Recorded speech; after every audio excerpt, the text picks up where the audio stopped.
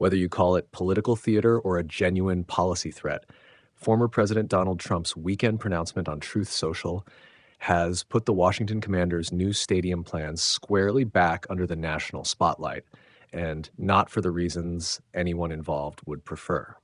Here's an in-depth look at what he said, why it matters or doesn't, and what comes next. 1. What Trump said. On Sunday, Trump posted that he may put a restriction on any deal to redevelop the old RFK Stadium site in Washington, D.C., unless the team abandons the Commanders name and revives its former Washington Redskins identity. He argued that restoring the original moniker would make both the franchise and any stadium deal much more valuable and exciting for everyone. Exact quote. I may put a restriction on them that if they don't change the name back to the original Washington Redskins, I won't make a deal for them to build a stadium in Washington. He followed up by urging Major League Baseball's Cleveland Guardians to similarly revert to Indians, claiming that our great Indian people in massive numbers want this to happen. Hesher 2, the real power dynamics behind the stadium deal. At first glance, it might seem as if the president wields unilateral power over D.C. real estate. The truth is far more nuanced. Ownership transfer. In late 2024, Congress passed and President Biden signed a bill transferring control of the RFK site from the federal government to the District of Columbia. Local authority under D.C.'s Home Rule Act, the City Council and the Mayor hold final say over land use, zoning, and redevelopment. The Commanders' proposed $2 billion redevelopment awaits a council vote, preceded by public hearings beginning July 29th. Private financing. This is a privately financed project with no line-item federal funding. Any restriction from the White House would amount to little more than a political gesture. Bottom line, despite Trump's headline-grabbing threat, the key decision-makers remain D.C. Mayor Muriel Bowser and the council, actors outside direct presidential control. 3. Why the name debate reignited. The Commanders dropped Redskins in July 2020 amid mounting criticism from Native American organizations, civil rights advocates, and sponsors who denounced the term as a racial slur.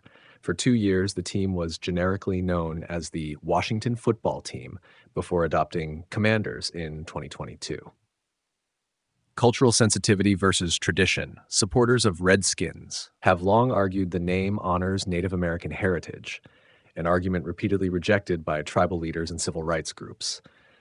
Opponents view Commanders as an opportunity for a fresh identity untethered from decades of controversy. Trump's insistence on reverting to the old names taps into a broader culture war narrative, but it glosses over the multi-year, stakeholder-driven process that led to the changes. 4. The stakes for the Commanders and D.C. Political capital. Mayor Bowser has pushed hard to secure the deal, calling it a major economic engine that will create thousands of jobs and revitalize a neglected corridor.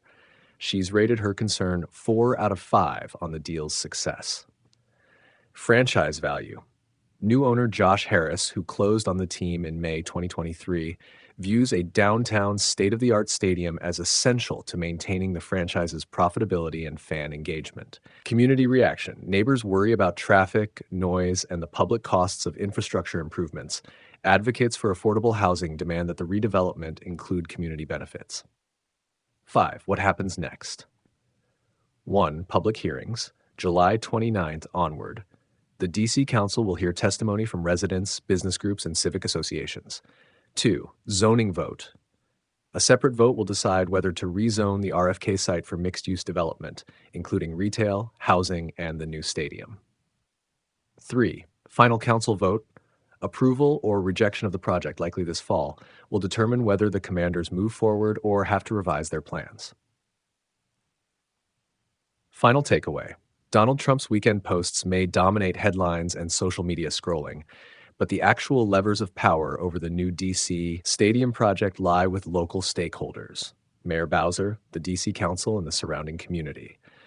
The name change debate will no doubt be aired during council hearings, but binding decisions will emerge not from Truth Social, but from the public record, expert testimony, and the votes of district legislators.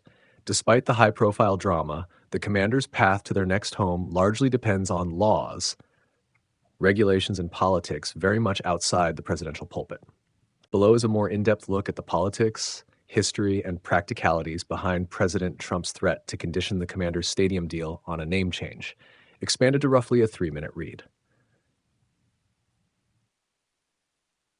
1. Trump's latest edict. On Sunday, President Trump took to Truth Social to announce he may put a restriction on the Washington Commanders' long-planned return to the RFK Stadium site unless the franchise rescinds the Commanders name and reinstates Redskins. He argued that restoring the old moniker would make the team much more valuable and the stadium deal more exciting for everyone. He quickly extended the same logic to the Cleveland Guardians, urging them to revert to Indians, citing what he claims is Native American support for the change. 2. What's driving the RFK deal? Site transfer. In late 2024, Congress transferred ownership of RFK Stadium from the federal government to the District of Columbia, clearing the way for redevelopment. May 2023 ownership. Josh Harris's group closed on the Commanders' purchase and immediately prioritized a new stadium back in D.C., closer to the team's fan base. Local process. The D.C. Council must hold public hearings and vote to approve any redevelopment plan. Those hearings begin July 29. Final approval could come later this fall. 3. Trump's leverage, real or symbolic. Limited direct power. While the president technically oversees federal property matters, the RFK site now belongs to D.C., and the ultimate authority lies with the council and local zoning boards. Political pressure. Trump's comments are designed to sway public opinion and signal he supports old-school team names, playing to his base more than wielding actual municipal veto power. Sponsorship risk. A return to Redskins or Indians would almost certainly alienate major corporate partners who pushed for the 2020 and 2021 changes. 4. Why the names changed in the first place. Decades of controversy.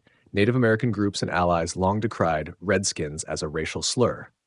Major sponsors and the NFL itself pressed the team to retire it in 2020. Brand Reese, after 2 seasons as the generic Washington football team, the franchise adopted Commanders in 2022, aiming for a fresh identity free of controversy. Cleveland's path. The Guardians' name replaced Indians in 2021 amid similar calls from Native communities and corporate sponsors to end the use of indigenous imagery. Hammer 5. What comes next?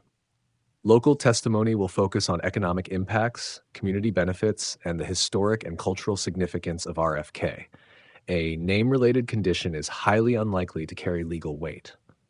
Franchise response. Team leadership has remained publicly neutral on Trump's comments, but will emphasize stability, modern branding, and corporate partnerships. Fan reaction. While some nostalgic fans long for Redskins and Indians, polls show broad support for the current names and deep wariness of reopening old wounds. Bottom line, President Trump's stadium deal ultimatum is certain to dominate headlines and rally partisans. In practical terms, however, the D.C. Council and the Commanders' ownership hold the real cards on RFK's redevelopment. A legal requirement to restore a bygone name would encounter formidable corporate, community, and political resistance, making Trump's threat more an attention-grabbing soundbite than a likely outcome.